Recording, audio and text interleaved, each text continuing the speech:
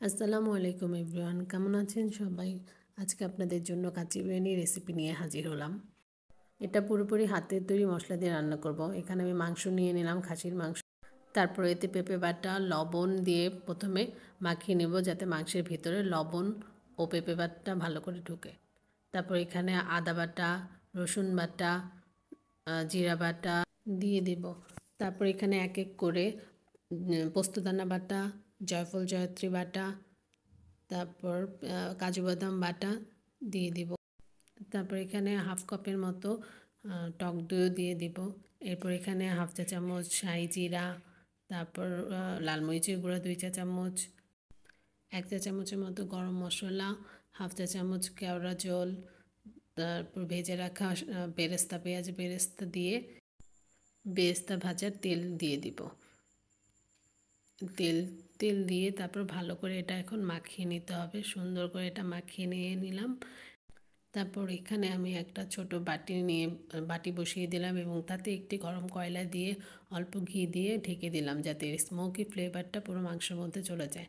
এপাশে আমি গরম পানিতে বাসমতি চাল হাফ সিদ্ধ করে নিলাম কিছু মশলা দিয়ে। এখন আমি মাংসের উপর ভেজে রাখা আলুগুলো সাজিয়ে দিলাম। এরপরে আলু বখরা দিলাম। এরপরে পেঁয়াজ বেরেস্তার সাথে অল্প একটু চিনি মিশিয়ে সেটা ছড়িয়ে দিলাম। তারপর অল্প কিছু কিশমিশ দিয়ে দিলাম। আমি আগে থেকে একটা বাটিতে অল্প একটু দুধের মধ্যে কয়েকটা জাফরানের পাপড়ি ভিজিয়ে রেখেছিলাম এবং সেটার সাথে এখন 1 চা চামচ ঘি মিক্স করে রাখবো। এখন আমি আস্তে আস্তে চালগুলো ছড়িয়ে দেব। হাফ পরিমাণ চাল দিয়ে তারপর ওই জাফরানের মিক্সটা অল্প অল্প করে দিব। তারপর কয়েকটা কিশমিশ দিব, তারপর কয়েকটা বেরেস্তা দিব এবং বাকি ভাতটুকু দিয়ে দিব। এটা আস্তে আস্তে করতে হবে, চাপ দিয়ে করা যাবে না। তারপর বাকি অল্প কয়েকটা কিশমিশ দিয়ে, বাকি বেরেস্তা দিয়ে, বাকি দুধের মিশ্রণটুকু দিয়ে দিব। এটা আমার হাজব্যান্ডের বার্থডে উপলক্ষে সেদিনের স্পেশাল মেনু ছিল, সাথে কাবাবও করেছিলাম। এখন একটি কাঠির সাহায্যে এরকম করে নিতে হবে, যাতে নিচের ভাপ একদম উপরে চাল পর্যন্ত পৌঁছায়, নইলে চাল পুরোপুরি সিদ্ধ হবে না।